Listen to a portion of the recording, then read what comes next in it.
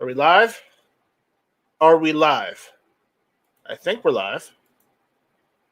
Yeah, hey, welcome to Hit or Miss. I'm your host, Night Strike, for our 5 viewers out there. Thank you very much for showing up. I appreciate it. Now it's 3. Well, there we go. All right, I've got a couple panelists here tonight. I don't have everybody. Travis is still a no-show. Smeggy is still on milk cartons everywhere. So, yep, it's just me tonight with 2 panelists. Hopefully we get more people in sooner. But until then, well, we're going to go on with the show. We got Travis T out there who's jumping in before we get into the topics and introduce everyone. So there we go. With that, let's get the introductions out of the way. So if you guys have anything you want to plug, go ahead and plug that, with your introduction. All right. So first up, we got Jorge Cortez. Hello out there, guys. For anyone that doesn't know, that's George Cortez out there that comments on the YouTube side. But sometimes we're able to coerce him to jump into the panel. Yes, indeed. Thanks for the invite. Hey, you guys can check me out on Instagram, username South Texas AR Guy. I just started out slowly getting into it. I'm getting more familiar of it, every time I get on it, or upload a pic, But yeah, you can check me out on that. And I also do have a YouTube channel, but I have no videos right now. So hopefully that'll change in the future. Yeah. Yeah, we need to get that. You need to start branding South Texas AR Guy on YouTube and on Instagram. Make that a whole brand. Yeah, there we go. Yeah. We got to get on that. I mean, Rob D's got a link, but Rob just wants to wave, wave out there on the YouTube side. So there's Rob.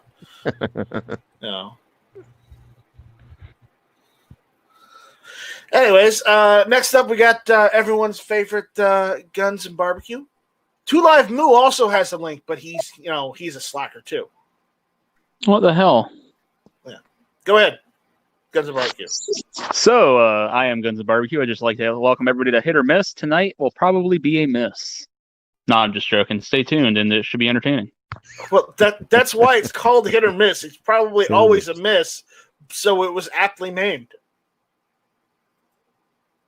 But yeah, so okay. So tonight we got a couple topics to go through. We might go through all of them. We might not go through all of them. It all depends on how much time we have and what happens.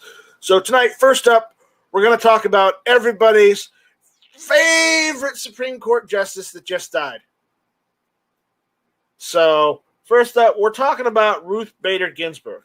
Okay, and what I specifically want to talk about is what effect do you think her death is going to have on the Supreme Court and the, once we get a new justice to replace her, what the effect will be after. So, I mean, anyone that has any thoughts or comments, please jump in. And those of you that have comments out there on the YouTube side, if you check your email and you've got a link and you want to comment on this, please jump in and comment, even if you have to jump out and do something else after. So, anyways. So, guys, George, what do you think about the okay, George left. All right. Awesome. Way to go. Way to put me out in the cold, George. Sorry about that. Trying to hit the mic and I ended up. Called on you first, and you just jump out. Way to leave me out there in the cold, man. Oh, this technology, these smartphones, man, they're so sensitive, man. Right. Yeah. What was the question again? I mean, what do you think Ginsburg death and a new court justice pick, what the effects are going to be? What do you think? Well, thinking right now is that since Ginsburg had passed away, and her seat is open. Right now, there's a lot of controversy as they're thinking is should they vote in a person to take her seat, or should we wait till after the election? So when the new president or the existing president can choose a person to take her seat. Now, right now, they're saying that if they choose someone to take the seat, that President Trump, if he elects someone to take her place, they're thinking, well, he may say he may get a Republican, and that would give more. They give more side to the Republican side. Now, if they said that if they have to wait till a new president or the existing president come out, say Biden wins, and they have to wait till January after he's being sworn in and stuff, and then he chooses a Democrat, well, then right there, it's gonna like offset the balance. I mean, they'll be I think it'll actually be equal. Because if Trump chooses a Republican, we would have better chance to take back the House and probably even have our gun rights, secured. Probably things like that. I mean, I was hoping for that too, but unfortunately, I've seen Kavanaugh. With Kavanaugh, he's not as pro-Constitution as he said he was, because he's actually dissented against gun cases already. And, whereas Gorsuch took the other side. And so, I would say, if we get somebody else in, hopefully they would make a dissent on the pro-gun side, or at least the pro-Constitution side, instead of saying, yeah, I don't want to talk about it. Yeah. Because I'll be honest, if you said you didn't want to take this, you didn't want to do this or this task at a job, you'd get fired, period. But the Supreme Court gets to pick what they hear. And the problem is they're ignoring an entire aspect of cases. And I don't care if someone says, well, they already have set aside workloads. Yes, they do. But they're also ignoring like one whole side of the workload. I mean, just because they have other things to make determinations and whatnot on does not mean that they can cherry pick where we're only going to take care of, rights, civil disputes, any right that isn't the Second Amendment. They're only taking those cases on. I'm sorry, but that you're doing half of your workload when you should be doing the full workload. Yeah, it's true. So, and I've seldom see them do their entire workload, and it annoys me, because if anybody did that, in the workforce today, they would absolutely and automatically get fired. Yes, they would. So Guns and Barbecue. What about you, buddy? What do you think? What do you think about this whole Supreme Court justice situation? Well, obviously it leaves a spot open. I'm not a big fan of any side saying, "Oh, well, if you do this, we're gonna pack the courts," because I think that's a bunch of crap. So the fact that that's even being threatened bugs the crap out of me. And I know Republicans have done it in the past too. And I feel the same way when they do it. So, honestly, right now, if Trump is absolutely going to nominate somebody before the election, which I think would be just dumb, only because I don't see any way it benefits him. At that point, it will, I think, only harm his reelection odds. So I would prefer if he waited until after the election, because then they still have until January 15th or whatever, when Biden would get sworn in. So they can still ram somebody through at that point after the election, even if Trump loses. But if they are hell-bent about doing it before the election, I would like to see Amy Coney Barrett get the nomination, and I think that would also be beneficial to Trump in trying to get some of the female demographic by appointing another female justice. So I agree. But up to a point, I don't see why he shouldn't just nominate someone now and they just hold the confirmation until after the election. I mean, I don't see any harm in that. Yeah, didn't Obama try doing that? Yeah, Obama tried doing that, and they said they told him that they said no because again at that point it was the Senate was Republican held, and they said we're just going to refuse to vote on it.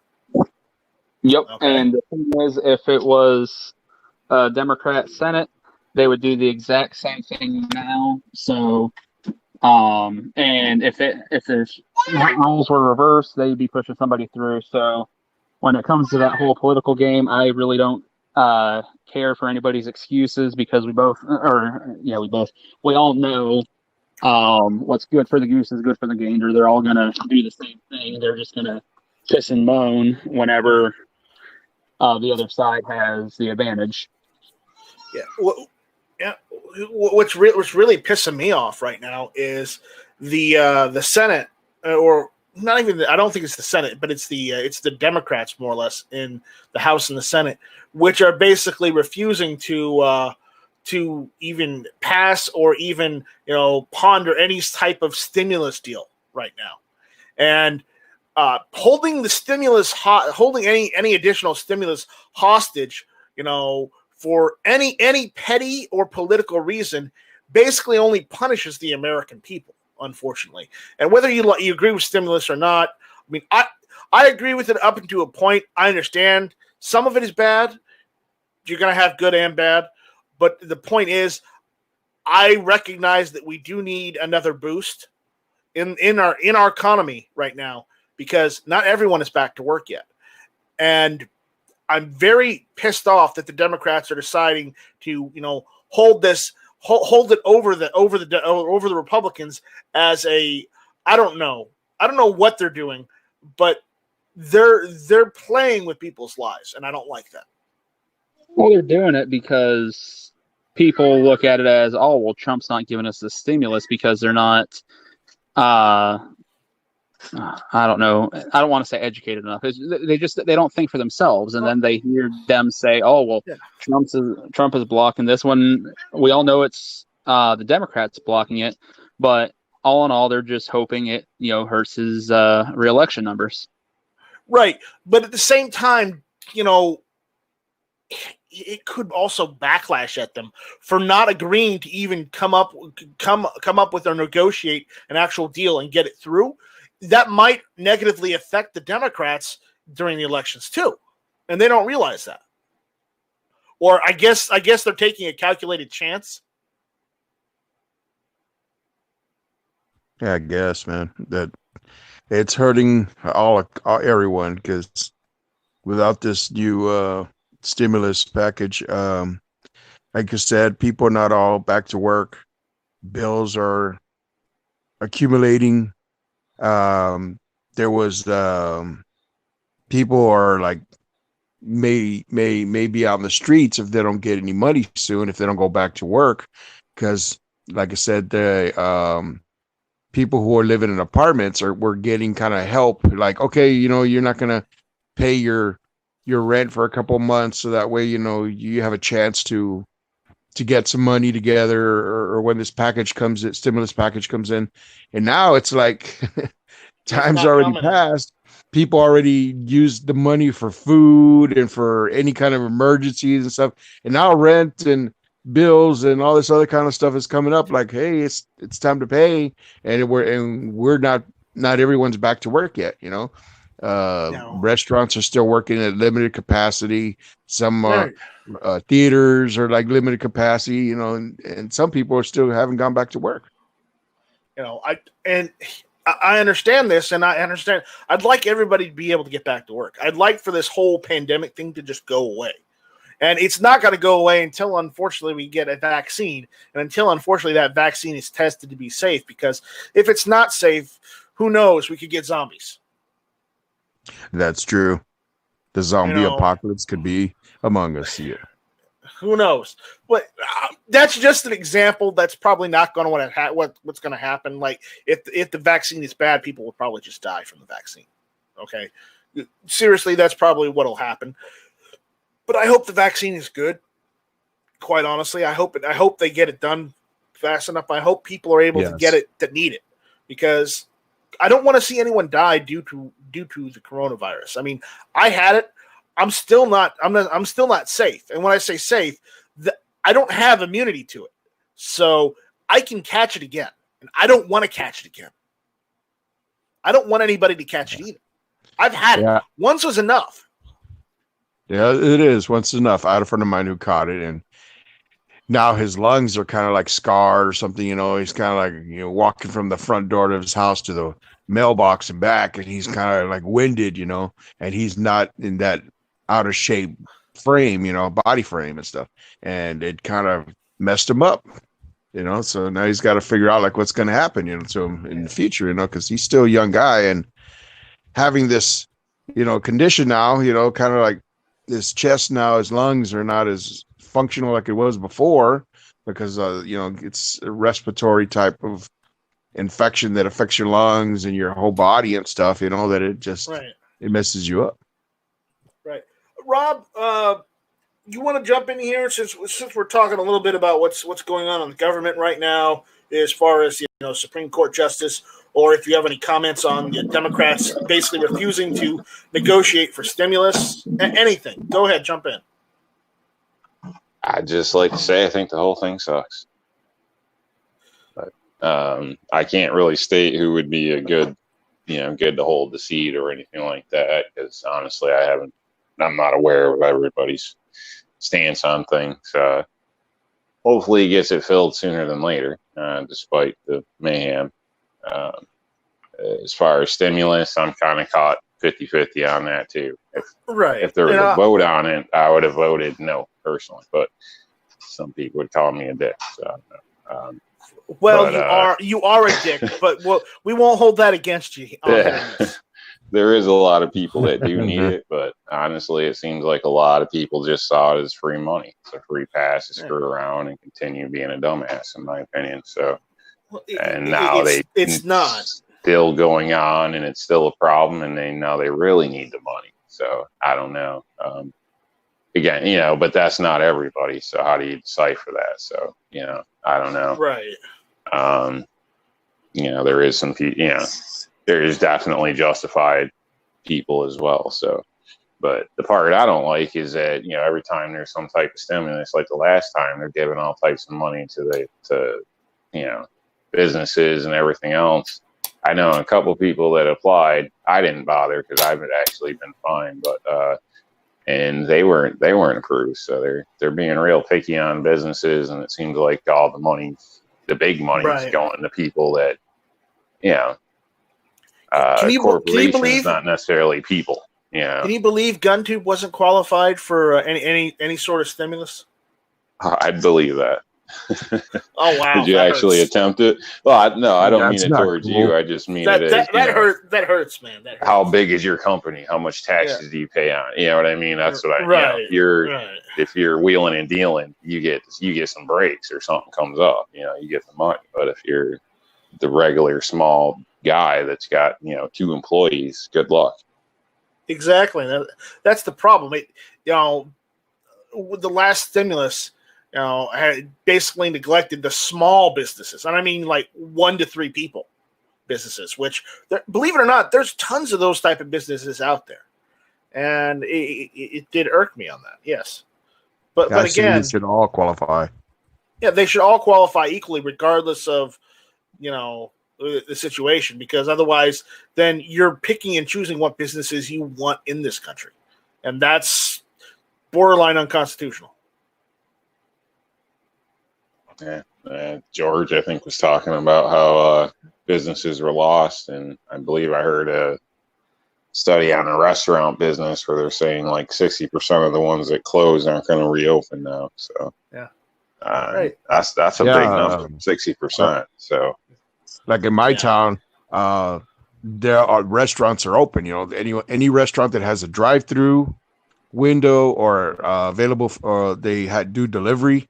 They have the delivery services. They can deliver foods, but there's places like that are buffets, like Chinese buffets and stuff. They're closed. Their buildings are up for lease. And maybe the only buffet type restaurants, as you got is like a Luby's or a Golden Corral. You have those that are still around. But if it's not like hamburger joints and some other restaurants, that can make it, others are closing. They're closed until it gets either better, or they're closed indefinitely because it just ruined them. Well, and that's the thing here in my town. I mean, I live in a small town outside of Charleston. I don't live in downtown Charleston because, well, it floods too much there. Okay. Plus, if you want to be able to shoot in your backyard, you kind of have to live outside of Charleston because there's just too many people around. So, I live outside of Charleston, but I say I live in Charleston just so everyone knows where the rough approximate area I live in. Okay. So in the small town I live in, unfortunately, about a quarter of the food places are either out of business or they're closed because of the whole situation with the pandemic. And only like, the dining restaurants are allowed to have outside seating, and they're also allowed to have half capacity inside. Okay. That's still the going thing right now. Some have stopped doing curbside service because now you can just go in and order it and take it out, or you can just go in and eat. But unfortunately, some places are still closed. And like the one place I like to go to all the damn time was I say all the damn time, but I mean frequently. Okay, not every week, not every month, but every couple months. Okay, so NY Outcast, don't be an ass.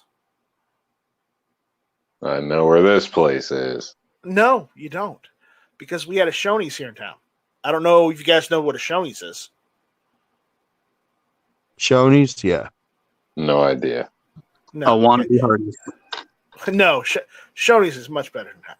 No, Shoney's is basically a buffet. They do breakfast buffet, they do lunch buffets, they do dinner buffets. They're like an old style, diner more or less that does buffets. That's the best way I can explain Shoney's. I mean, they've had them out west, they have them Midwest, they have them southeast. Now, unfortunately, the one we've got may or may not be coming back because the pandemic kept them out of business for so long. So it makes me angry that stuff like that is happening to small businesses. Even if it's just mom and pop dining restaurants. Go ahead, George. Yes, what also means that if going to the supermarket, going to the supermarket and there's certain foods that they're not, and not just food, but like cleaning supplies or some other supplies that, their factories got closed down because of the COVID, and they have not gone back to work, and look at the gun industry, the ammo situation and the parts and stuff like that. That's all getting affected too, not just like the restaurants and stuff like that, because you're lucky that you work for a company that you don't may deal with the public as much, There's also another thing you're not looking at. Also with the Remington bankruptcy, because of the direct order from some of the governors telling them to stay closed during the pandemic. They couldn't even convert over to making respirators for everyone like they wanted to help people out. People were so in those northern states, they were so anti-gun They told Remington that they had to stay closed during the pandemic, and now they're going through a bankruptcy. Yeah, that is correct. The New York State plant there, or facility, or whatever you call it. Yeah, Cuomo wouldn't allow it. Even though they wanted to just help by making respirators or something, or it didn't even have to be that. They said they make anything that anything the government needed to for the they could pandemic. be making masks. I mean, make masks and PPE equipment. I believe they're already cleaning an area out to open up for to make it available to do so. They're already prepping an area, just waiting to figure out what machines they were going to need. Right. So that pisses me off too, because you're singling out an industry and a manufacturer just because of what their name is and what they make. Well, can I propose another question? Go for it. Might be a bit of a devil's advocate here, but was it really the government's fault and the shutting down of Remington that made Remington go bankrupt, or is it simply the fact that they were already doing really bad and this just sped up the inevitable? I think this just sped up the inevitable, but again, it might have been just the final nail in the coffin. Because I don't think any private business should be shut down. That should have been left up to them and the patrons of their business if they want to go in there and whatnot. But with a lot of these businesses that did go out of business, I don't think they were doing that great to begin with. No. And it's a convenient excuse. But then again, there's other ones, they were just shut down so long. From what I know, they were holding on. They were holding on, but I think the pandemic and the forced closures may have been the final nail in the coffin where they couldn't even try and recover from. So, yeah, I'd agree too. I think obviously they were having troubles on the verge back and forth for a little bit, so this probably is a nail in the coffin. They kicked it over, but but still, it's a decent sized company. You'd figure you'd want your representatives working. That would be a positive thing, even if it was a gun thing. There's still people being employed and things like this. So, seems to be a negative thing not to encourage by Cuomo in a sense for selfish reasons. But the part that gets me is anything, say the smaller businesses like that, so that maybe supplied parts or this or that are also affected. And, right. It's kind of a chain reaction. So it's, I don't know. Like I said, I just think it's a crappy deal. So due to political reasons, there's people that are out of work right now. It's not just a COVID thing. So in a sense, you know what I mean? So it's kind of a shame. And, smaller businesses, I would state, are on a lot tighter budget too. So especially anybody that just started out, they're lucky to even be making a profit at this point. But if you can't even break even paying the bills, your business plan is not going to make it if you're not making any money. You know what I mean? So it's a lot harder when you're going month by month with a smaller shop or something like that.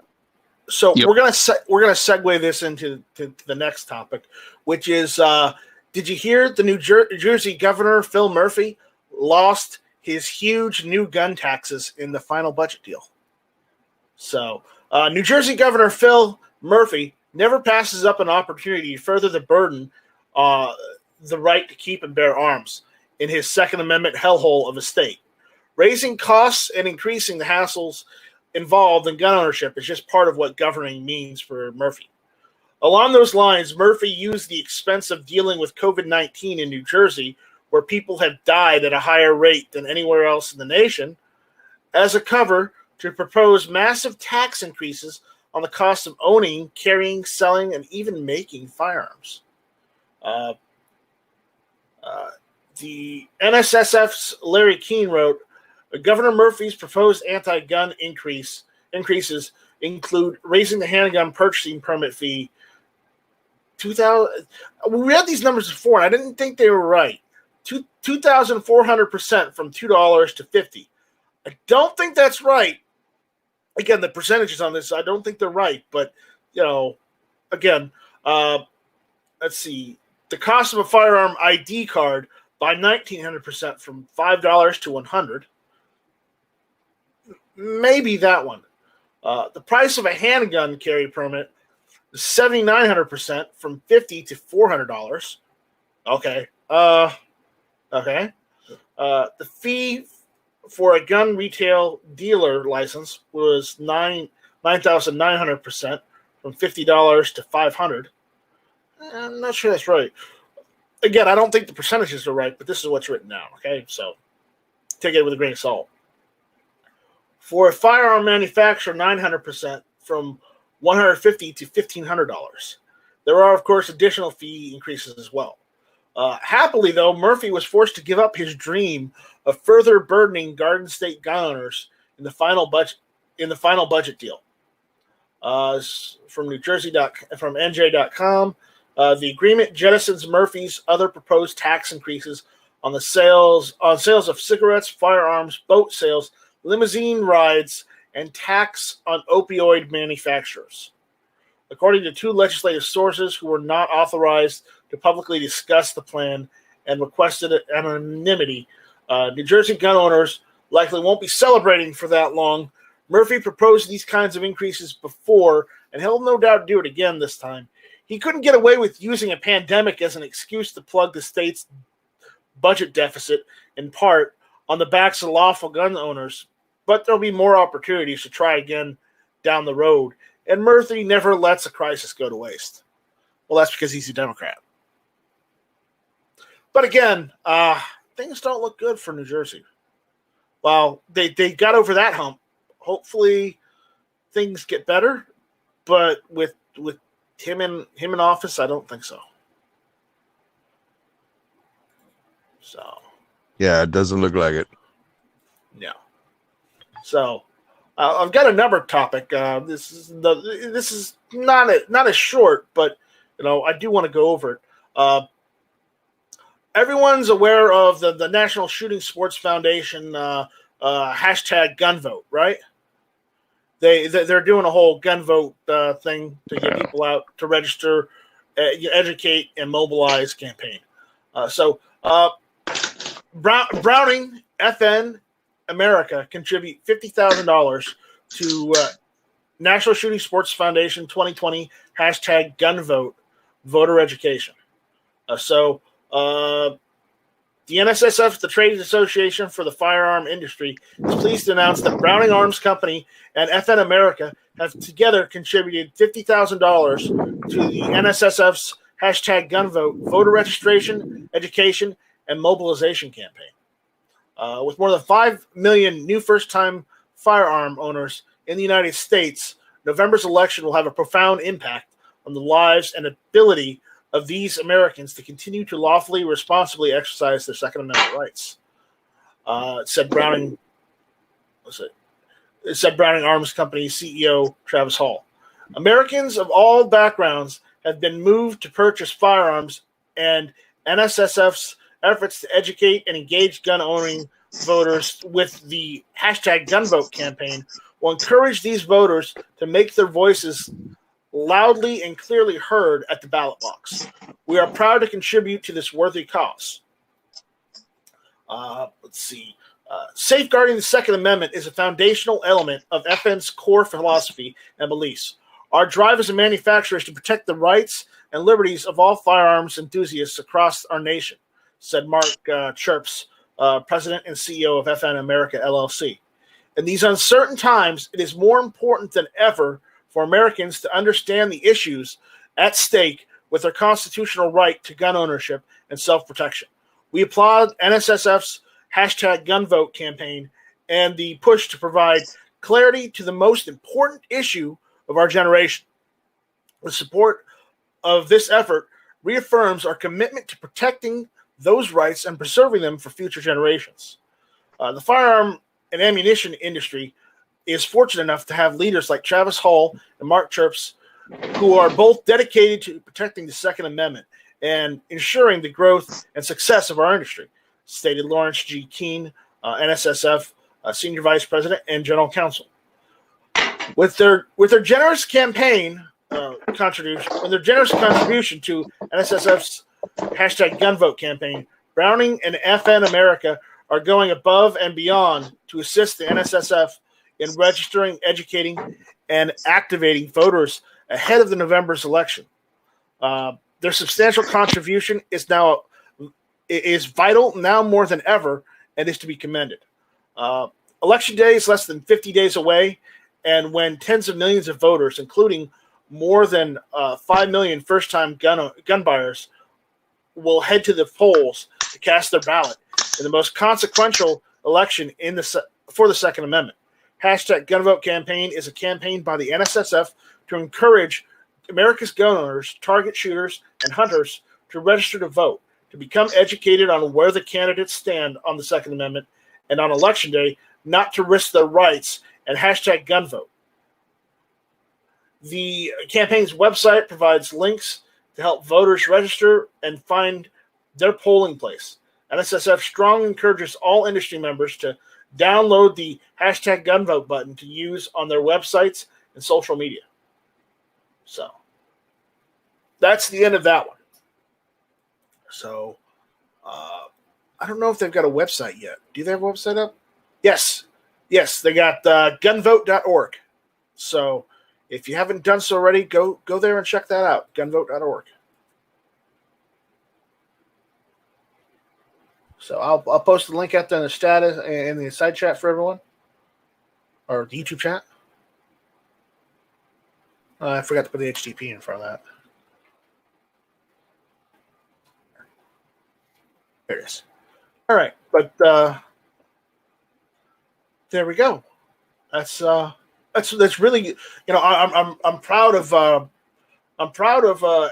FN and Browning stepping up like that. Yeah, it's really cool, man. It's awesome. So I'm really proud of them for trying to do something. And it's too bad that more manufacturers aren't doing that. Though granted, not every manufacturer is doing as well as I guess Browning and FN are right now, because in some states I guess they're still closed down. Yeah, that's true. Yeah. So anyways, anybody have any thoughts? Come on, guys. Yeah, I think more companies should stand up and support it. Support the vote and stuff. It may work on the gun industry favor, and people's gun rights. So it's like they said, if you don't vote, you lost your chance. You don't have a voice. No, it's true. It's good and commendable that they are actually doing something. Better something than nothing, right? Yeah, definitely. So I believe, even like Brownell's donating to the magazine thing with California. I thought that's pretty admirable as well. So yeah. By the way, on top of that, we have one of my favorite buddies out there, Mr. Knives. The sad Mr. Ninja Turtle. He said the magazine ban hearing is scheduled for tomorrow. Duncan versus Becerra, Freedom Week. So they're doing a ban hearing tomorrow in California. So we'll have to watch that one closely. Yep. If I had an article for that one, I'd go over that article too, just to up that. But I'm glad that there's more of a push in California now than there was before, because of that donation. So we lost George again. He probably pressed the wrong button. Apparently, Jason. Apparently, we have to stop the press, stop the show. Because start it over. No, we don't have to start over, but we have to make an announcement.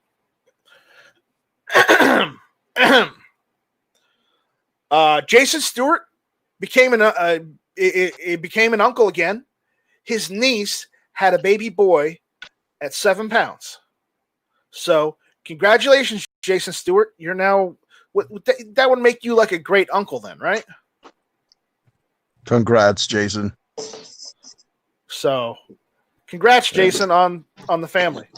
Congratulations, and sorry about your upcoming Christmases. Yes.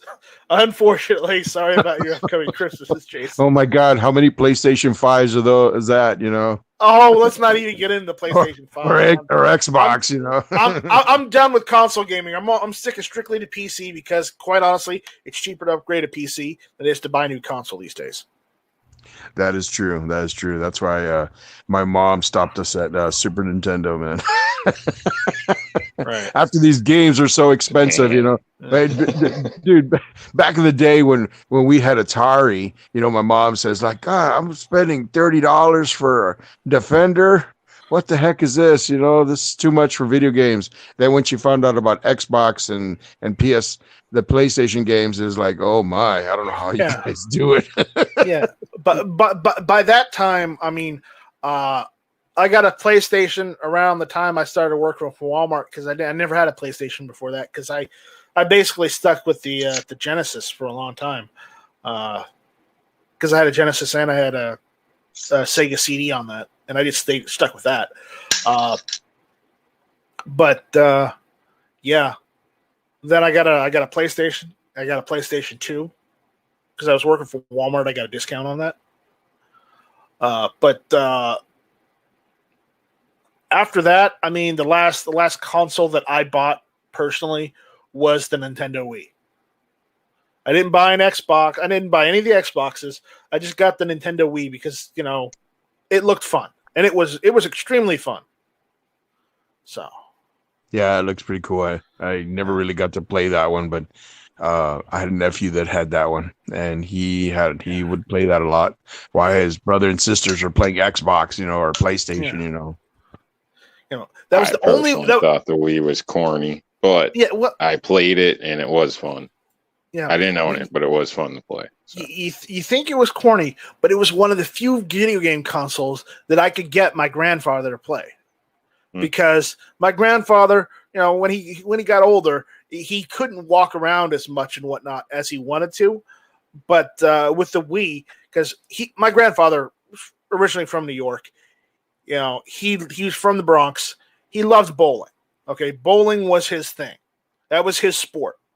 And, you know, he couldn't do it anymore because his knees got too bad. But, you know, with the Wii, you know, he could bowl again, and he loved playing bowling on that thing. He loved it. That's awesome, man. That's great. When you're able to do something, you know, have fun with your relatives, you know, and cousins or whatever, you know, and able to do stuff, you know, with a game console, man. That's great. So with that, you know, I visited him, you know, once or twice before he died, and at least we got my grandfather, myself, and two of my other cousins. We roped them into a game of bowling, and you know, we all bowled just from like, you know, the family room. So, you know, it was pretty nice. But you know, that's awesome. That's the last console I bought. My brother has one of the new Nintendo Switches, and that's it. But you know, I've stuck with computers because it's easier. So enough about video game chat. But anyways, yeah. Well, do we have any other topics? I've got one more topic. It's kind of a long one. Not really, but everyone knows who Kyle Rittenhouse is, right? Yep. Yep. Maker of Pink Mist. Yeah. National Foundation for Gun Rights has contributed $50,000 to Kyle Rittenhouse's defense. So, well, his situation is a unique situation, but the National Foundation for Gun Rights, NFGR, announced that they are sending a check for more than $50,000 directly to Kyle Rittenhouse, the young man being held on several charges after defending himself and business owners from violent rioters in Kenosha, Wisconsin. This is from the NFGR as well. They said they spoke with Kyle's mother this morning to let her know that the NFGR received over 1,000 donations amounting to over $50,000 from folks who support her son, said Dudley Brown, executive director of the National Foundation for Gun Rights. Rittenhouse's mother expressed her sincere thanks. No words can describe what we're going through. Thank you so much. And I know Kyle and the rest of the family would say thank you too. The funds from NFGR will be deposited in the Kyle Rittenhouse Trust Fund administered by his attorney, John Pierce. It'll be used at the sole discretion of Rittenhouse's mother. We want Kyle to have the best defense possible, said Brown. If he were getting a fair shake from prosecutors, he would be home with his family right now instead of spending weeks in jail without bail. Video taken on the night of August 25th shows 17-year-old Rittenhouse running for his life from an armed mob who were shouting, "Beat him up. Get that dude." I did watch the video. They also said, "Get him." The left is doing everything in their power to portray a 17-year-old kid as the villain, said Brown. We believe Kyle acted legally and defended himself from a dangerous group of armed thugs whose clear intent was to cause permanent harm. The National Foundation for Gun Rights will continue to support the Rittenhouse family until justice for Kyle is received. And that's interesting. I haven't heard them doing much lately, but the fact that they did something for Kyle, you know. Yeah, that's pretty cool. Anybody know if the GOA is still getting involved with his defense at all? I heard that they were kicking it around. And honestly, I think the USCCA, if they were smart, they could use this as great publicity and get themselves involved. Say, hey, we're going to cover this whole thing. Yeah, that'd be cool. Right. Yeah. So, again, I know I saw the video, and I know there's issues with Kyle Rittenhouse being out there at 17. You know, where the hell was his parents? Why wasn't he at home? I understand that train of thought and line of thinking, and I agree. But at the same time, he was being attacked by individuals that had guns in their hands. So yeah, it was. I mean, there was that one scene before he shot that one guy in the he grazed him in the side of the head, and he also shot him in the torso. Yeah. There was a guy running right behind those two guys, and he fired a pistol. And it looked like he fired it in the air, kind of like in a 45-degree angle or something. You know, the thing was that. Could that have gotten Rittenhouse to turn back and shoot? Because the other guy was trying to throw like a bag that had like a brick in it or something. And a lot of people thought it was like a Molotov cocktail because I think it was like light reflecting off the bag. So when the guy was trying to throw that brick at him, you know, you could see this guy firing a pistol. And then there was one guy that was trying to hit him over the head with a skateboard. Yeah, and that scene when Rittenhouse had shot the guy in the arm and walked away, started running off, there was people shooting in the background, right. And they don't know where the heck those bullets were going, and they don't even know if they were even going towards Rittenhouse, because he was already running down the road trying to give himself up to the police, But the police kept telling him, "Get out of the way, So. The whole situation is that whole mob should have been arrested too because they've got they had guns. Some of those guys had guns illegally because they were felons. Yeah. So I mean, I'm not saying Kyle was right, and I'm not saying he was wrong either because you have many sides. There are just so many aspects to this whole situation. It's awful all the way around. I mean, it sucks that Kyle has to deal with this right now. I understand that. But it also sucks that the people that started the whole damn thing, aren't brought to justice either.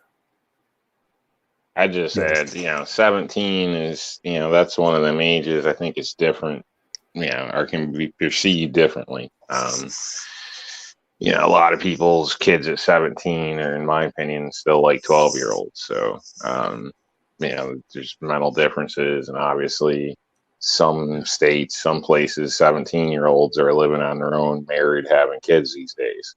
So I think, not saying I agree to all this, but in some cases, you can be emancipated in New York State and be on your own at 16. So,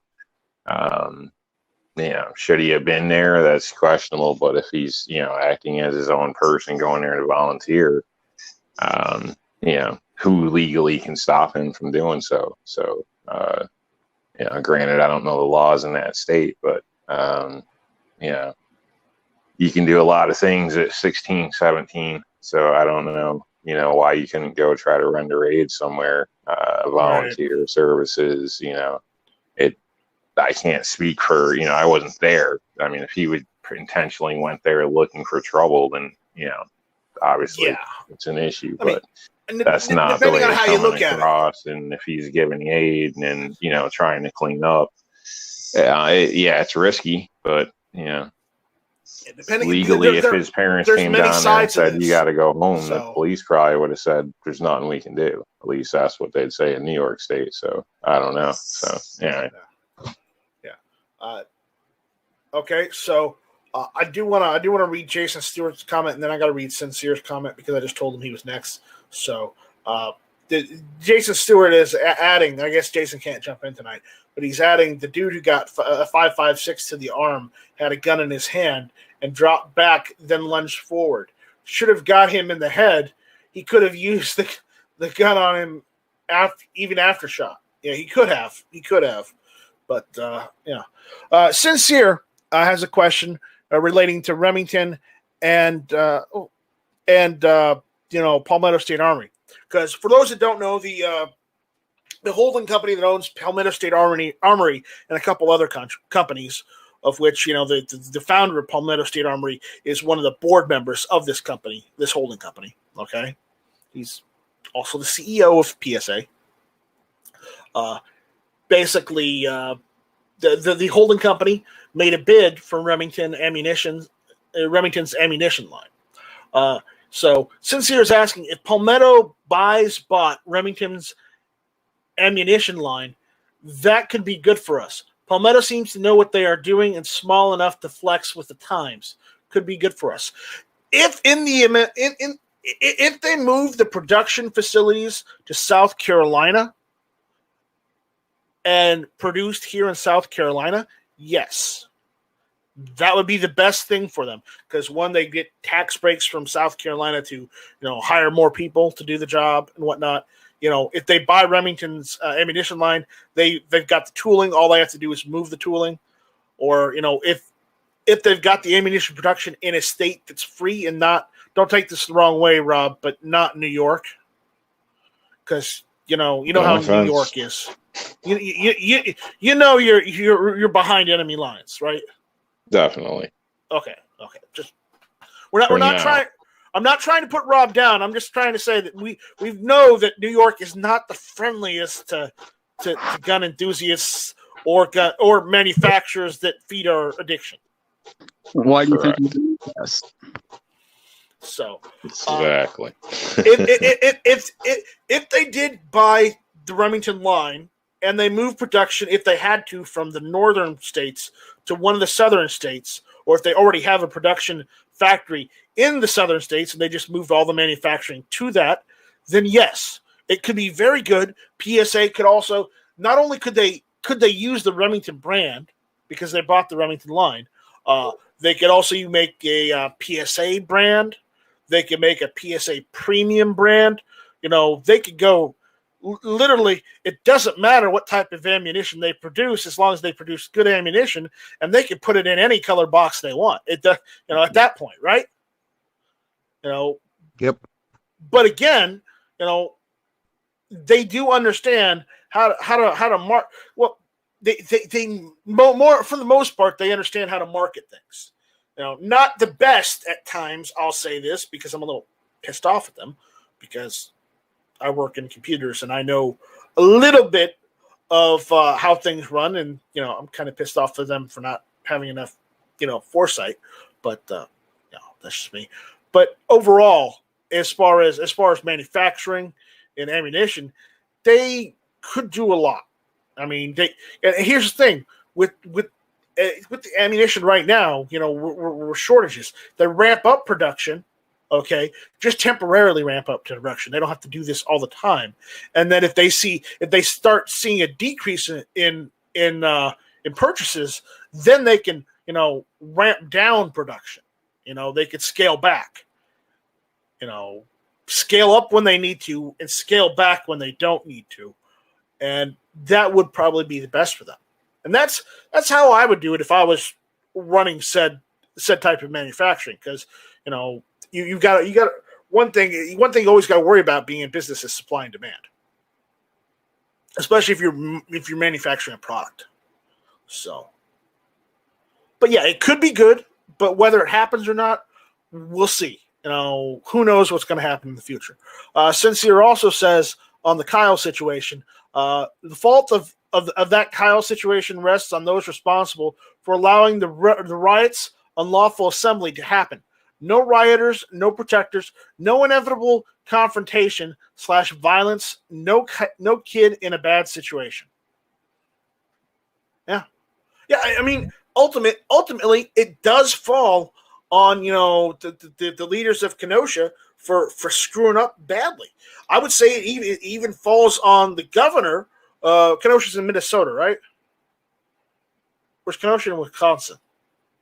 I think it's Minnesota. Oh, it's in Wisconsin. Wisconsin, yeah. It's in Wisconsin. It falls on the governor also for not doing anything to quell the riots. Wisconsin. Zeke says Wisconsin. Zeke is out there. Zeke shoots. Okay. But, and that really gets to me, too, because you've got, the governor basically watched this happen to their state, and they did not lift a finger, one simple finger, to try and prevent, buildings being burned down, businesses being destroyed and looted, people running amok and mobbing other people and harming them. Your first thing is to defund the police and get rid of the police in Kenosha. What are you fucking crazy? Are you absolutely bonkers? That is crazy, man. Never seen anything like this in a long time. I mean, yeah, there's been riots. Yeah, there've been protests. And yes, they've had all these kind of things. But all this kind of problems have been giving, like you said, businesses being burned, people losing vehicles and getting injured and stuff. And people are saying, oh, they have insurance. You can replace a store, you can replace a car and stuff. Yeah, but you can't replace people's property, because maybe they don't have that insurance, to help them out. Not every insurance company will cover that either.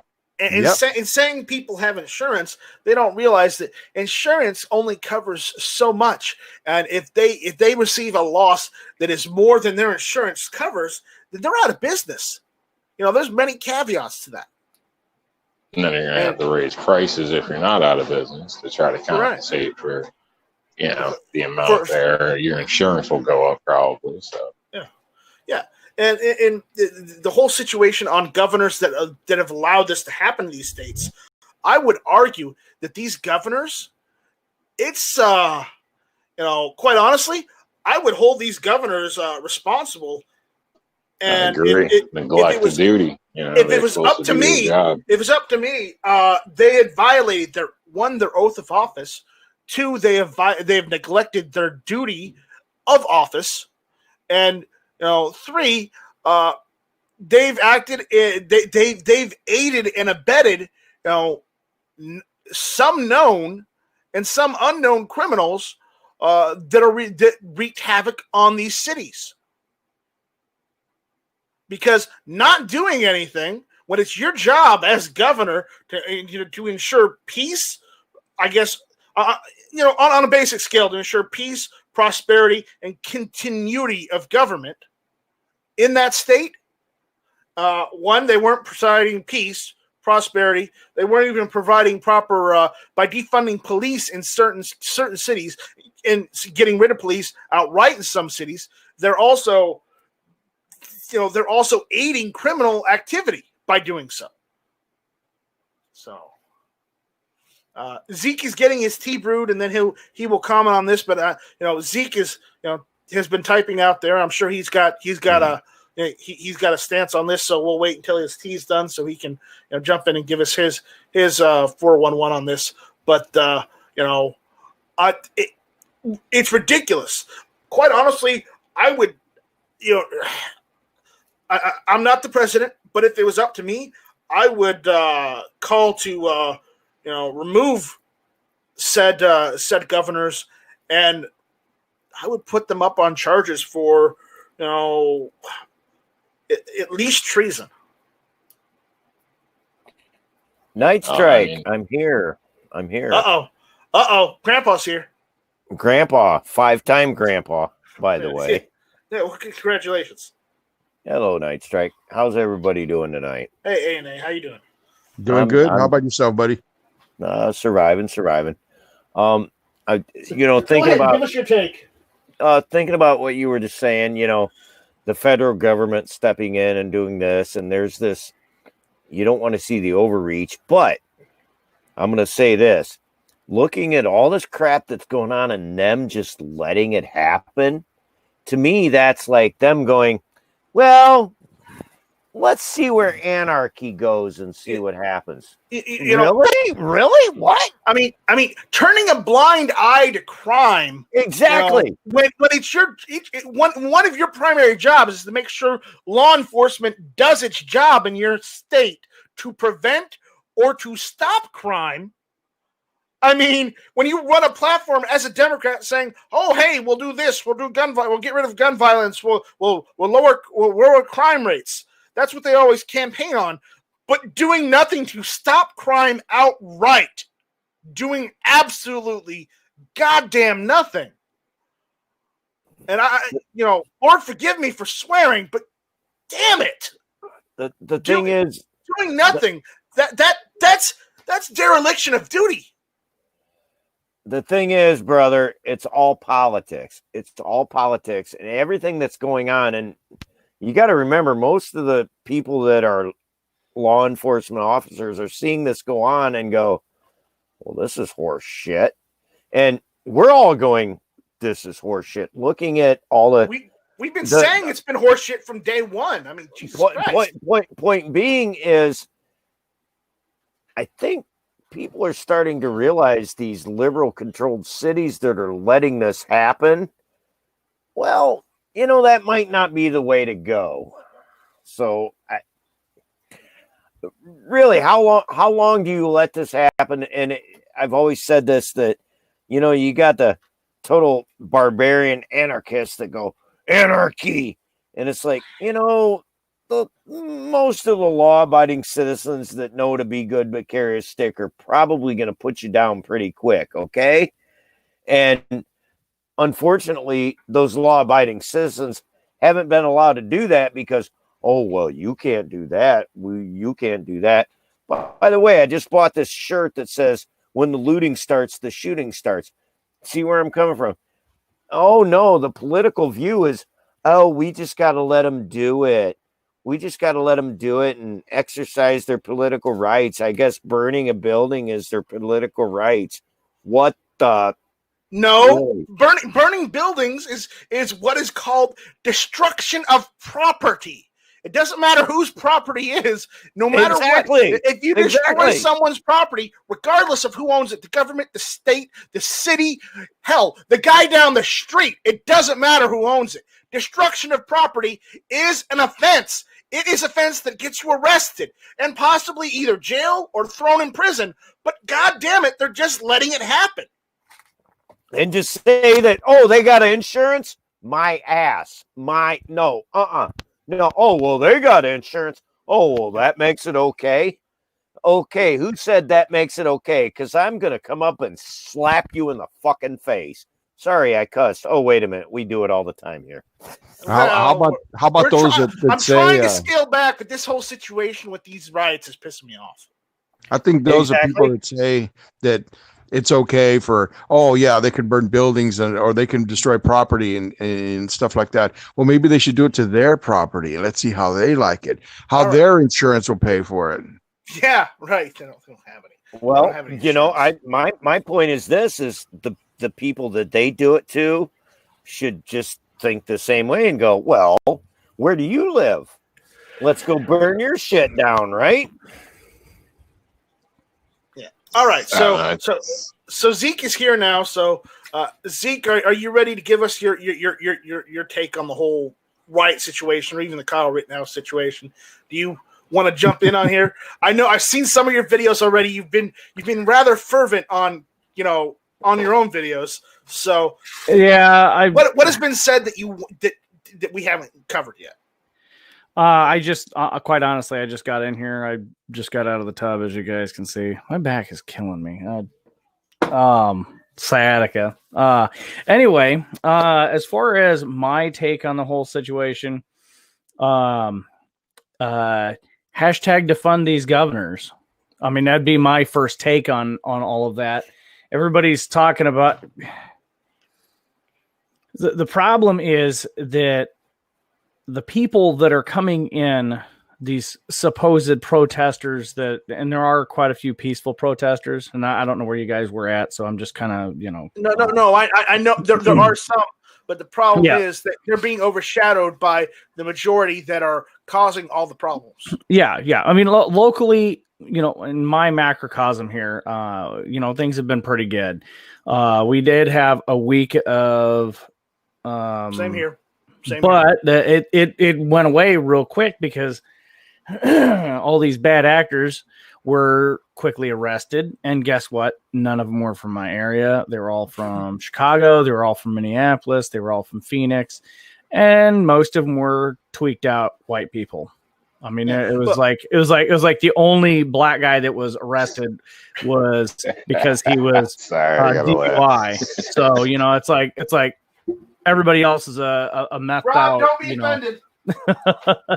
No, I'm serious. I think it's funny because I've seen the same thing locally. I see 2 to 3 white people for every black, and it's like it makes no sense to me. Yeah, and basically, I mean, we appreciate the effort, but I think you're being misguided. You know what I mean? Well, don't get me wrong. So. Exactly. That's just crazy. Basically, what I'm seeing is the organizations, whether or not Antifa wants to think that they are organized or not, they are organized. They do have social circles where they are organized. There are ways to get into these groups where you can find information. I mean, they're, for lack of better words, they're too stupid to not talk about it. And it's rather easy to find out who these people are, and it's rather easy to go down the rabbit holes. And, real quick shout out to 4chaners. I mean, good job on that, finding them people. But, all that being said, the agitators are the ones that are organized. It's like, I mean, every one of us here, I can assure every one of us here would be against a Nazi fascist regime. We without question. Does that make us anti-fascist? To a point, yes. To a point, yes. But the thing is, what we're dealing with isn't necessarily these. Shut up. Put your toy down. You hear the cat. I mean, it drives me nuts. Every time I get on the microphone, the cat grabs your mouse and shows it to me. But anyway, and then she's meowing. I used to have a cat, and he died last year. So, my condolences. But anyway, it's the same can be said of if you're for gay marriage, then that means that you're also libertarian somehow. People are using that speech demographic to shoehorn people in. And it's like, well, if you don't like Antifa, then you're a fascist. Well, no, not really. It's like, it's like the whole Black Lives Matter movement. It's like, the rallies where I see people that are up there that are representing Black Lives Matter, and there are organized groups, but I know a few that are personally in my local area where the Black Lives Matter group, they get up, and they're like Black Lives Matter, Latino Lives Matter, White Lives Matter. They're up on the stage saying this stuff, and they're getting this is what we've all been saying. All lives matter. All lives matter. It pisses me off that they go after people that say all lives matter. It's like and they beat people up that say that, just like saying, "Oh, your life doesn't matter, Zeke. My life doesn't matter because we're white." Yep. Oh, they say it's racist or something. Which is crazy because it's all lives. That makes that's just. It's pretty stupid. For those that think only Black lives matter. You think nobody else's life matters in this world, but African Americans? That doesn't seem right. Well, doesn't seem like you're going to get much support either from especially if you're in a country that is more than just African Americans. Yeah, the problem is, all of us in this room, we understand what we're talking about. The problem is when we have people. Kind of like the Kyle Rittenhouse thing, okay? Right. There are people that I personally know, love them to death, right? I personally know these people. They will not agree that he was defending himself, regardless of any other situation or, him being 17 and any other nuance that the DA may be able to shoehorn him into a conviction, throw that all out the window. The activities that were going on, everybody at that place or at that rally had a gun. The Antifa or the Black Lives Matter or whatever, it don't matter. The Black Bloc anarchists is what they've always been called. But anyway, that's what they are.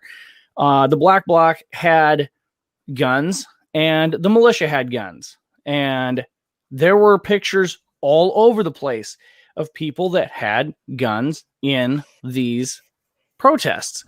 So, quite frankly, up until Kyle got run off from the group, everything was going pretty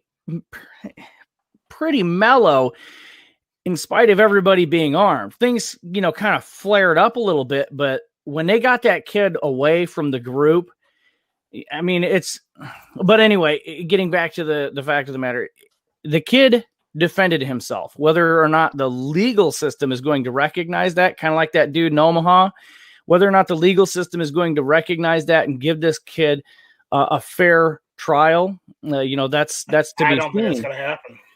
And I don't think it's going to happen either. There's too much political pressure. This is a political trial. There's no way this kid's going to get a fair trial. I was going to throw my 2 cents in. I believe it. Honestly, everything that you said. Did he go down there looking for a fight? I don't think I did. I don't think he did. He went down there armed, prepared, and he was helping and doing medic crap for anybody. He didn't care.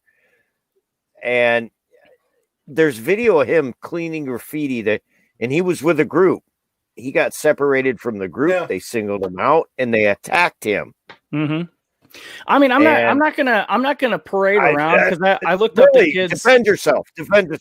Yeah. That's all I'm saying. I'm not going to defend the kid's character. I looked him up. I looked up his arrest records. He doesn't have any arrest records per se, but he does have a lengthy juvenile record that is, not unlike any other teenager. Driving while suspended. Driving while barred. Stuff like that. Just speeding, going 20 over. It's. I was going to say, can I cut in for a minute, because when I was a juvenile, I had all kinds of dumb charges you get because you want to be an adult before. Guess what? After I turned 18, straight arrow, Exactly. had an FFL. Same You thing. see what I'm saying? Well, not FFL, but straight. You know? Yeah. You know what I'm saying? It's like, Yeah. you know, all that I mean, stuff that, well, you're a kid, you can't do that. I'm Yeah. just I curious. would say it doesn't matter who you are. If you were, Yeah. when you were a kid, you probably screwed up once or twice because you weren't taught. You weren't taught you can't do this, you can't do that. You know, everything was new to you. You basically, your parents made decisions for you. You didn't get to make any decisions on your own, and when you did, you screwed up. And that's how it is when you're a kid. Okay, it doesn't matter who it is. Someone's, granted, there are some people that didn't get in trouble, and more, congratulations. You're one of the very few that did everything right the first time. But not everyone learns how to do it right the first time, and some of us have, let's say speed bumps. Okay, when you're a kid. And we get out of once we turn 18, we find out that we can't have those speed bumps anymore. So we got to do the right thing the first time and every time. Well, I mean, for example, I mean, a lot of people get married too young, and right, yeah, they think that they can rule the world, and turns out, they can't. The wild girl that they married didn't calm down. But I'll chime in here at married at 18. Let me say knowledge comes, but wisdom lingers. Yes, married at 18. Very much lingers. Yeah. Yes. Oh my God, what a dumbass. Yep. I got a gaggle of kids because I found out that I was good at one thing when I was young, and that was making babies. We got Rodas Carvelis out there saying, I had a cousin like that. I never was in trouble. Just ask my probation officer. Yeah. No, I mean, well, and that's the thing. One thing that I think is profoundly interesting is watching who I would consider, like we have our side and we have their side, right? I come across in a local Facebook group for the state of Illinois. It's a gun group in Illinois. But anyway, I'll pull it up. I made an Instagram post of it here a little bit ago. There's a guy in Philadelphia who was a garbage person to begin with. So, he wasn't there. He was an anti-Trump guy, and somehow he got the other anti-Trumpers upset, and they mobbed him. Well, anyway, this guy on Facebook posts, this is why the driver didn't fire. And, they cornered him in a car. He had a dog in his car, and you guys can look it up. Philadelphia, mob, Philadelphia protest, dog in car, and just look that up. Anyway, the guy says, this is why the driver didn't fire. If he was carrying, you must identify all threats before pulling your weapon. I agree with this. Where I don't agree is he says there's at least 2 ARs I've seen in multiple videos and angles. Well, I found 6 or 7 different cell phone videos that, from this event. But anyway, another person responds to him and says, that's why you shoot them first. Well, here's the problem with shooting first and not gathering your surroundings. Your surroundings. Do you know what this guy was talking about? The 2 AR-15s? No. Take a wild guess of what he was thinking was an AR-15, which I encourage this guy to get a pair of glasses or learn what an AR-15 actually looks like. He was thinking it was an M16? High point carbine. No. 1022. No, it was a broom handle sticking out the window.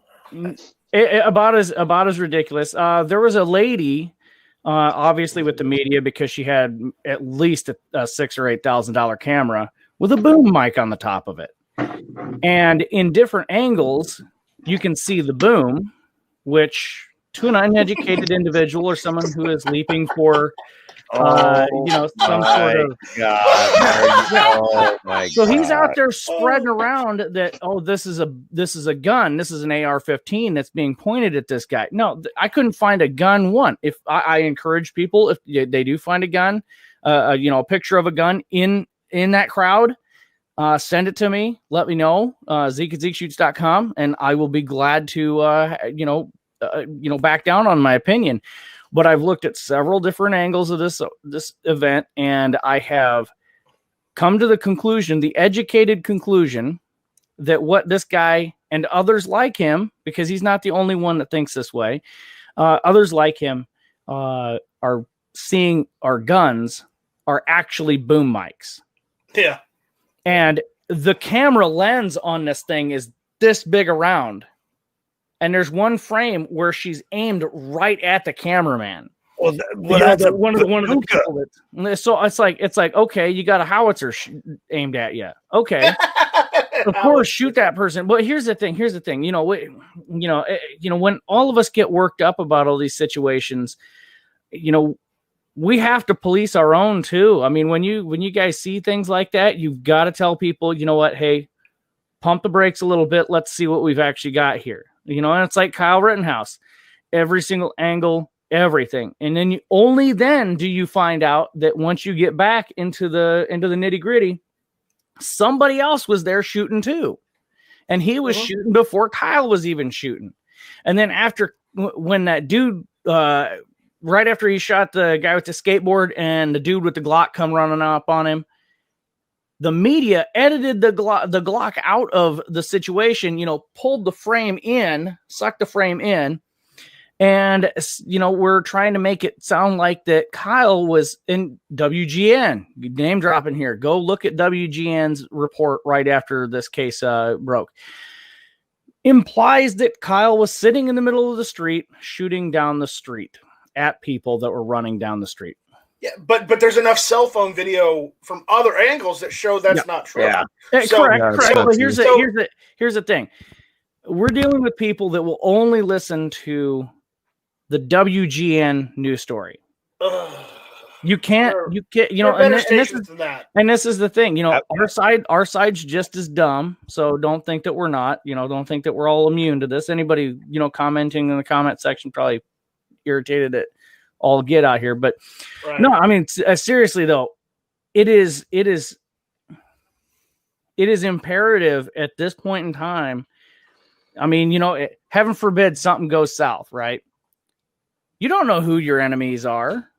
You don't know who. There's no way to know. You can't rationalize anything if you've only got a piece of the truth. It's like I've got a chisel here, and a lot of people. I had a leak in the roof, and I'm just everything is discombobulated. Anyway, so I'm Oscar the Grouching it, as you guys can tell. So, but anyway, somebody who's uneducated might think that this is some sort of food utensil or something, or it's used to pry things. And not know, or a screwdriver, or it's a knife of some sort. No, that's a chisel. I know. I've used them before. Well, I've never used a chisel, so I have no idea what a chisel is for. I mean, you're talking to people like that, and they don't want to know. I was going to say an uneducated person might not know that a pencil isn't a spear. Yeah, and that's true. It's like I was at a union meeting, and I called everybody. I called one of the guys that I disagreed with an artard. Well, and then I turned around to everybody and I said, just to clarify, we all do the same job, and therefore that by default makes us all an artard. So anyway, I disagree with him, but I mean, I didn't say it out of anger. I was frustrated, so I just said something stupid. But anyway, we all say stupid stuff. But anyway, I'm getting all worked up and trying to get off. That's why it's called hit or miss, because sometimes the stupid things we say are a miss. Yeah, I was going to say this. You speak what's on your mind to people that we know, just like we do here. Yep. And you see the response, and think for yourself. Think for yourself. Don't believe everything. Think for yourself and question and talk to people. And if somebody thinks this way, go, well, why do you think that way? Just lives matter. Because I saw that. I'm just going to say that I've worked with a lot of people over the years that thought one way, and after you got to know them and conversed with them, they thought a little bit different. So, yeah, and belief is fluid. I don't talk to the, I'll talk to somebody I met years ago, and then I'll talk to them, about the same thing, years later. And after they've gotten some wisdom under their belt, they usually end up believing more like I do, and younger kids always want something for nothing, and that's kind of where we're at. Unfortunately, the younger kids are a little bit louder just and younger freaky kids right anymore. Let me ask you this. I mean, as a kid, did you want something for nothing, or did you think, oh, yes, my future's so bright, it's all going to happen, but didn't realize, well, you got to bust your ass to make this happen? Yeah, I learned that young. Unfortunately, I was in my senior year of high school, I was rendered homeless, so I had to get a job. So, I mean, that was life decisions of my mother and father. And that came home to roost on me. Yeah. And so, I mean, a lot of my perils that I encountered at a young age or a young adult were a result of being thrust into adulthood without being prepared. I'm not saying my mom and dad are bad people, but I could have been better prepared. I mean, it would have been nice to, maybe, have a normal high school years, but did you get a chance to go to college? No. I was traveling the country. I did land a corporate job though. Hey, you at least, ran with the wrong people and finally made it. Age of 19, I was corporate at a Fortune 500 company, and I could hire and fire people. You said that your mom and dad separated at 18. You were I was 18. Right there. I was 18. Oh, and you were like, where the hell am I going to live? Instead of paying on the house like my dad was supposed to do, my mom did not. Basically, okay, let me grossly oversimplify this. When my mom and dad split, my mom was in a position where she got the house, because that was back in those days. That's what happened. And she got the house, she got the kids. He had the job, he had to pay alimony and everything. It was yada, yada, yada. He was supposed to also pay for the house. And well, my dad didn't pay for the house. And, out of spite to my dad, my mom let the house and the farm go. And then we moved in with my grandma.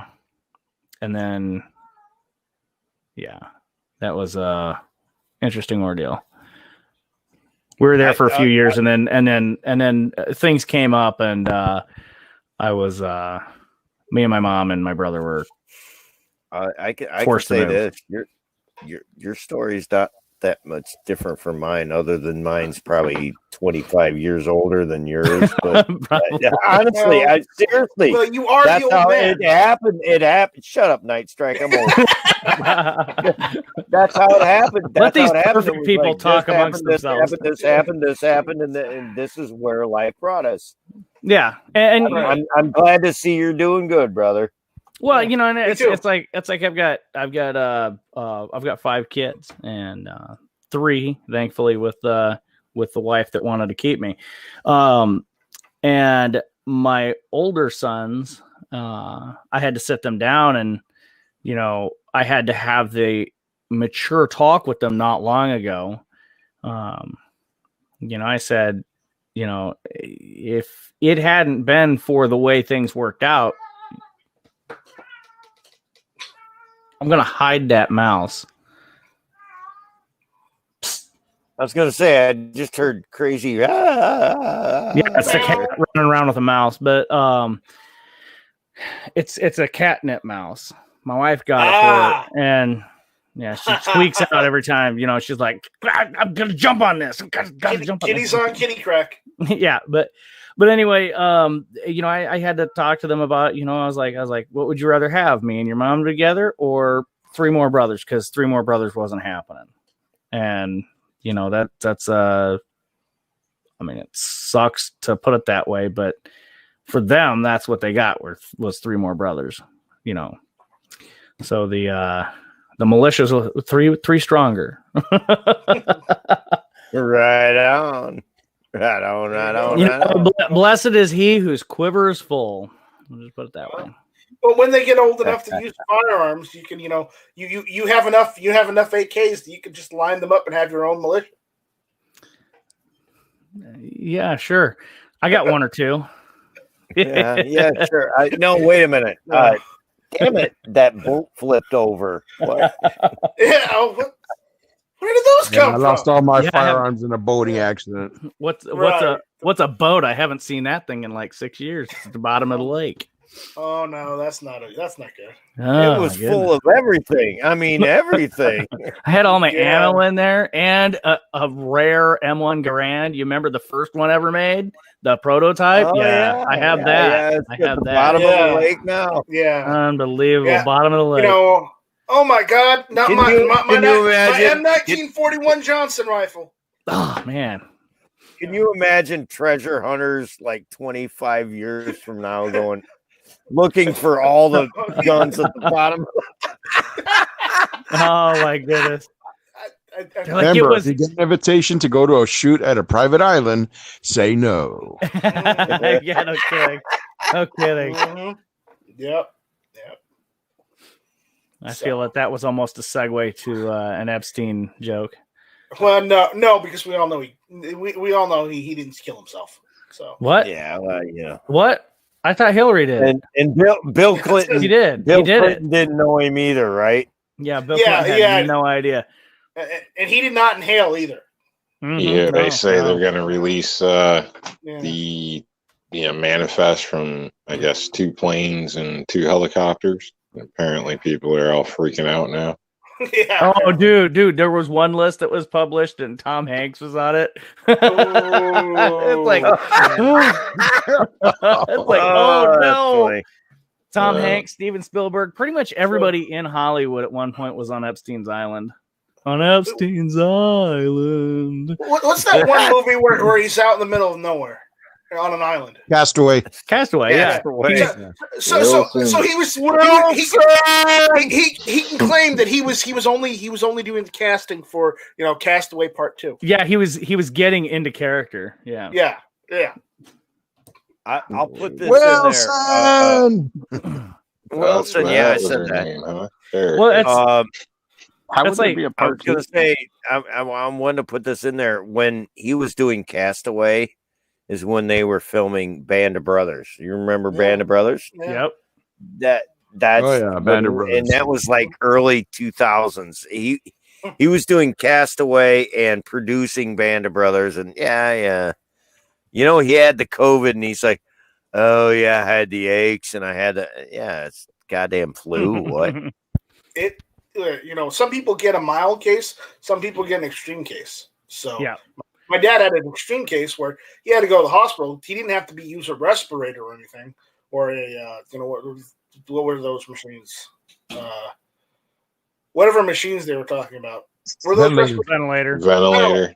He didn't have to use a ventilator, but he did. He had to go to the hospital. I mean, I didn't have to go to the hospital, but I was stuck in bed for about a week and a half. So But yes, they overplayed the pandemic. I'll give you that. But the thing is, if you've actually gotten the virus, it sucks. It absolutely sucks.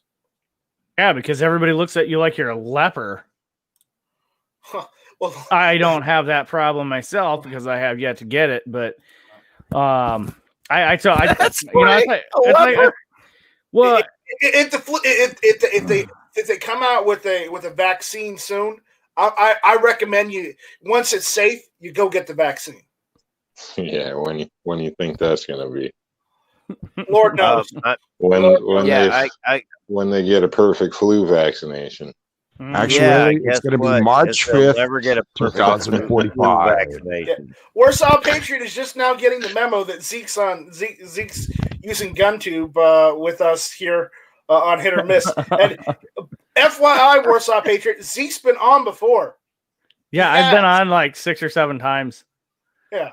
Sometimes the stars are aligned. I am able to get on. I mean, as you can see, the trash pile is moving because of the stars aligned. Yeah. Yeah. Hey, whatever happened to. Yeah. One of these days, I'm gonna have to. Vanessa Kitty says they've been trying for an HIV vaccine for how long? Yeah. Yep.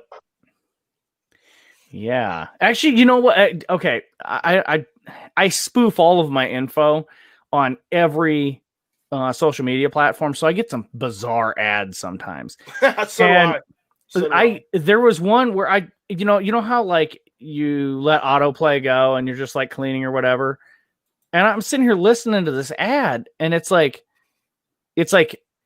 talking about like taking HIV, and when you take this drug, it reduces it to the point where it doesn't show up in tests. And at that point, you can stop taking it, I guess. And I'm like, so it's a cure? But they explicitly in the ad say it isn't a cure. Well, they say in the ad that it's a treatment. Is it a treatment that masks the cure? What? Oh no. So I'm going to I'm going to get tested.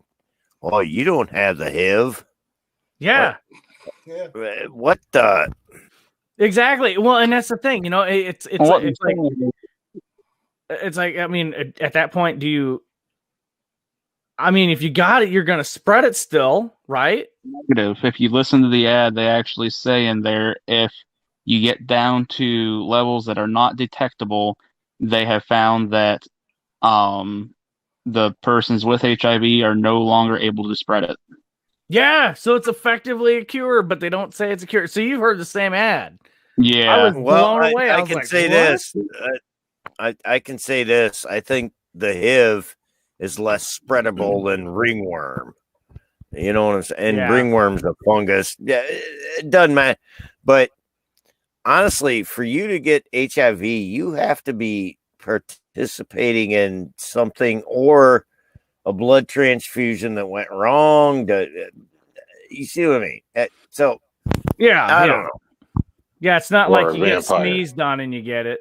Although in the 80s, I do remember that. Oh, yeah, vampire. Oh, vampire. There was a kid in my school that died of it. There was a kid in my school that died of it when I was went back in the, when all this was going crazy. And I remember everybody was terrified to go around him. And everybody's like, oh, I'm going to get it. Everybody thought it was like airborne, and it was everything the school could do to convince everybody that it was okay. The kid ended up dying. It was bad. And the crazy thing is it killed quick, and it was just unbelievable. And oh my goodness, it's not a way you'd want to go. Oh my goodness. The thing is back then in the early 80s, it killed quick. What did Freddie Mercury die of? One of the best vocal singer. Oh my gosh. Yeah, he died of AIDS. Okay. Mm-hmm. What did Jen Day and Forrest Gump die of? Well, they never said. It was AIDS. It was implied that it was AIDS, though. Poor Forrest probably had it. Point being is, no, I saw a video. Like, they said it wasn't AIDS. They talked to the producer or one of the movie guys and said it wasn't AIDS. I was going to say it was anyway. With the way they went with the movie. Oh. Anyway, I was getting back to the fact that all these this virus, that virus, and we're looking at what's going on around us. I watched a video, actually 3 videos that said the same thing, that in 2018 more people died from the common flu than have died from this COVID crap, and I'm like, That can't be true. That's not what Biden said. No. Did they make this out to be Ebola? If you get it, it's gonna just like eat your brains. No, I don't know, man. It's crazy stuff. I've been watching this stuff so long. The media, and it's Nobody got that about Biden saying there was going to be like 6 million people that died from it or something like that. Yeah, 6 billion people. Yeah, he's something like that. I don't know. It was something ridiculous, but all right. Oh, I'm sorry. It was a sad. Everybody's gonna have to wait a couple of years to, kill off the planet twice. Hey, Axis, are you going to the PA rally on the 29th? PA rally where? Harrisburg. 29th of this month or next month? This month. Next Tuesday. Oh. I didn't plan on it. Don't know if it's going to happen. Got a lot of crap going on at home. So I didn't know anything about it. I would love to be there, of course. So. All right. So. Okay, now that we've gone on to we've gone through everything. We've covered everything this evening. So, there's a lot of worse diseases than that. Oh, yeah. Well, yeah. We're not getting into those tonight. So I'm gonna cut it off here. We had a wonderful discussion. Zeke, I'm sorry for putting you on the spot, but thank you for jumping in and running along with it. Oh no, I could have gone a lot further into detail. I mean, I just barely scratched the surface of what irritates me, and my whole thing is I'm more of, we need to be cautionary about this, because if it ends up getting to a point where we're shooting at our neighbors, we need to know why, not because they have a camera pointed at us and we're mistaking it for a gun. Yeah. The only neighbor I've got is right across the street, so I'm not going to shoot at him anytime soon. And he's got an $8,000 camera. Oh, that's howitzer. Take him out. No, don't. Yeah. I know what a howitzer looks like. Yeah. A handheld one? No, there's no such thing. It's called a more. Anyways, so guys, I'm gonna go through the panel. They're gonna give their plugs if they got anything to plug, their channel, what they do and whatnot. And with that, Zeke, why don't you go first? All right. Oh boy. Shoot, who am I? Well, I'm Zeke Shoots. I do gun stuff, obviously, because of the shooting title. But I'm on Full 30 here, pretty much everywhere where you can be. I'm here, except for Gun Streamer. I killed my account on there because they're dying anyway. And I've got my reasons. And Daily Motion. I'm also on Instagram as well. I'm pretty active on Instagram. I'm pretty busy, so if you do want to get a hold of me, it's best to email me or hop into my Discord. Yeah. I only give my number out to very few people. So. And then he'll make comments, just when you least expect it. Yeah. I'll every now and again I get caught up on the local happenings, and I'll pop into YouTube and I'll notice that Night Strike's live, and I'll be like, I'll go harass him for a little bit. but at least it's constructive harassment. It is constructive harassment. Yes. Yeah. It's good to be around like-minded people. It's good to have you. All good right. to be here. Guns and Barbecue. You're going backwards tonight, are you? I'm going through my screen, so. Oh, I got you. So, remember, everybody's placed differently on their own screen. Well, see, you got to fix that. I'm gonna say you're the IT guy. Come on. I've just got it working so it doesn't turn the camera on when you jump in and chat now. So just let's take small steps.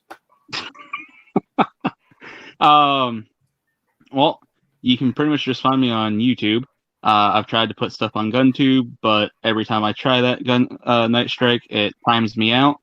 So that's probably because I'm using a cell phone to upload, not a PC or anything.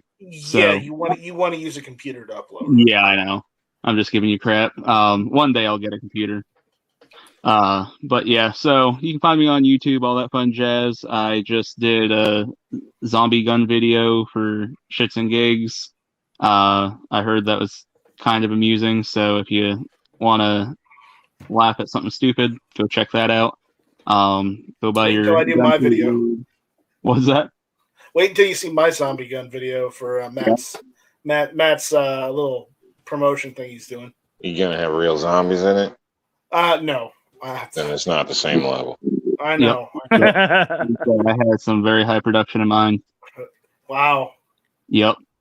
I really swung for the fences. I did not know he was a ninja. I didn't know either. Pretty great. You often don't know who a ninja is until you're dead. Do you ever Or the nunchucks come out.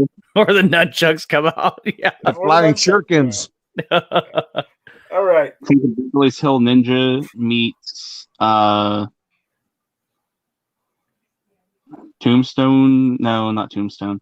I can't say Brokeback Mountain because, well, I don't go that way, but No. Yeah, you shouldn't say that. boy. I hope not. That would be interesting, but no. This is a quite diverse panel we've got tonight. Yeah. I know, right? That really makes you question We're his all about honesty. diversity here. We're all about diversity. I'm gonna say there goes me finding a ride to the rally on the 20. We don't judge. We don't What do you judge. say? No, definitely can't pick them up now. All right. So, NY Outcast, you got anything you want to plug? Yeah, I guess if you're not familiar, I got a YouTube channel. You can find me there. Basically, that's the only place I'm current. Other than that, it's Gun Streamer, but I haven't uploaded there in a while. And the gun stuff and the rally, Second Amendment. Not sponsored. Give honest opinions on a little bit of stuff I have. So, if you're interested, check it out. From what I hear, most people that subscribe to my channel win the lottery. Their hair grows back. Their wives think I don't know what's going on, but they tend to be very happy. So maybe you should check it out. Nice. I like that endorsement. Yeah. Whatever All right. works, right? Yeah. Some of us need all the help we can get. It's especially me. George, you're up next. Hi, thank you for the invite, Night Strike. Good show as always. I'm George Cortez, YouTuber extraordinaire in the chats. I also have an Instagram channel, South Texas AR Guy. You can look me up there. I post there. Haven't posted yet on YouTube. Hopefully soon, one day. And we need to start the South Texas AR Guy YouTube channel. There we go. That's it. Yeah. And that's about it. Thanks for having me. Yeah, no problem. Armanaxis, you're last but not least. I'll just say knowledge comes, but wisdom lingers, and do what you do, make what you make, do your thing on YouTube and do what you do, because that's what we're doing. It doesn't matter. Just be creative. And always, always, always be 2A strong, because that defends all the rest. I love offending people. So, Am I wrong? 2A strong. I always say peace to all, stay 2A strong. It defends the rest. So all right. my last word. If you're not offending people, when you're going out in your daily life, you're not doing it right. Yeah. It's just like I always say. Right. If what I say offends you, good. It should. It's not my mission in life to make everybody like me. Right? It's not my job to make everyone happy. So if you're unhappy from what I say, well, guess what? Too bad. So sad. Like the Eagle said, get over it. Get over it. So anyways, yeah, I had to throw those quips out there every now and then. But anyways, if you like what we do, check out my Patreon. If you like the direction GunTube 7, check out GunTube.org and buy some stuff at the GunTube store. That's store.guntube.org. And with that, we'll see you guys Thursday for the Thursday edition strike, and then we'll be back again on Friday for the Friday night strike. Because you know what, we're just gonna roll with it from now on. Because Yankee seems to quark every chat I do, so. What the hell? Why don't I just start, quarking? Who? Yankee Marshall. Oh, I never heard of her. Neither have I. I don't watch him, so I don't care. I have. Here's my violin. That's how much I care. yeah. So with that, oh, buddy. We'll see you guys later. So thanks for hanging out. Thanks for being here, and we'll see you guys later this week. So. Take it Have easy. a good night. Thanks for putting up with this, guys. Take care and be safe. Give on the man. Hit or Look miss. both ways before you cross this road. It wasn't me. Shut up. Shut up, in fridge. Shut up, in fridge. It's like adios. Be in the goddamn fridge. Te amo, Felicia. Attica. Amo, Felicia. Adios, Felicia. Give him the bird. Agabotaba. Jabba. And always keep one. Well, the bird. The That is GunTube the chamber. word. So, with that, what the hell does this button do? Peace through Make pink Superior mist. Fire.